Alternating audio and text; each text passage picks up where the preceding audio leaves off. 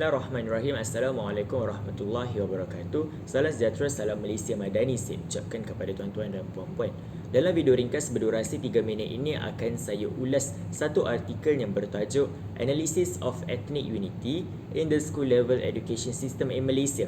Atau dalam bahasa Melayunya adalah analisis perpaduan etnik di peringkat sekolah dalam sistem pendidikan di Malaysia.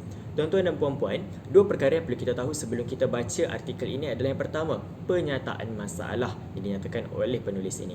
Pernyataan masalah yang dinyatakan adalah memfokuskan kepada perpaduan etnik di peringkat sekolah di Malaysia yang mana berkait rapat dengan sejarah perkembangan sistem pendidikan vernacular di negara kita. Yang kedua, mereka menganalisis isu perhubungan etnik di peringkat sekolah. Dan objektif penulisan artikel ini adalah untuk mengukuhkan perpaduan etnik, melihatkan kepada keunikan Malaysia sebagai sebuah negara yang berbilang kaum. Tuan-tuan dan puan-puan, dapatan kajian daripada artikel ini kita bahagikan kepada dua. Yang pertama, melihat kepada bagaimana perkembangan sistem pendidikan vernacular di negara kita. Dan yang kedua, kita menganalisis perpaduan etnik di peringkat sekolah dalam tiga aspek yang berbeza. Yang pertama, sebelum penjajahan. Yang kedua, semasa penjajahan. Dan yang ketiga, selepas penjajahan.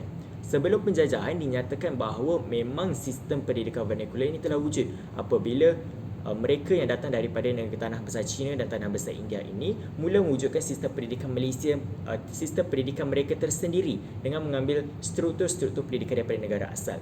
Kemudian semasa penjajahan mereka masih meneruskan sistem pendidikan vernacular yang sama.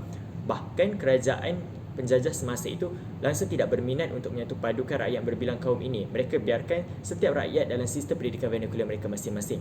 Dan apabila negara kita menginjak kepada status negara merdeka, kerajaan dan penggubal-penggubal dasar cuba memastikan hubungan dan perpaduan etnik ini semakin kukuh dengan cara mewujudkan beberapa dasar yang memfokuskan kepada pengukuhan perpaduan etnik seperti laporan Rahman Talib, laporan Razak, ordinan pendidikan, akta pendidikan dan sebagainya, tuan-tuan dan puan-puan. Kenapa kerajaan pilih pendidikan dan bukan melalui aspek-aspek lain? Yang pertama, kita perlu tahu mereka yang berada dalam sektor pendidikan ialah anak-anak ataupun remaja yang dalam proses perkembangan pelajar. Dan menurut teori ekologi Bronfenbrenner, seseorang individu itu akan mudah terpengaruh dengan bagaimana keadaan sekeliling mereka memberikan kesan kepada mereka. Sebagai contoh, kalau anak-anak ini telah terbiasa membesar dikelilingi dengan komuniti yang etnosentrik, yang merasakan mereka lebih baik daripada kaum lain, yang merasakan mereka ada hak untuk memperkecil dan mendiskriminasi kaum lain, maka perkara-perkara ini perlu diatasi dengan mewujudkan satu sistem ekologi baharu yang memfokuskan kepada pengukuhan perpaduan etnik di sekolah. Sebab itulah penggubal-penggubal dasar memilih untuk memastikan dasar-dasar ini diimplementasikan di peringkat sekolah. Sama seperti apa yang diterangkan oleh teori ekologi Bronfenbrenner. Mungkin ada beberapa sistem kita berminat untuk ulas daripada teori ini.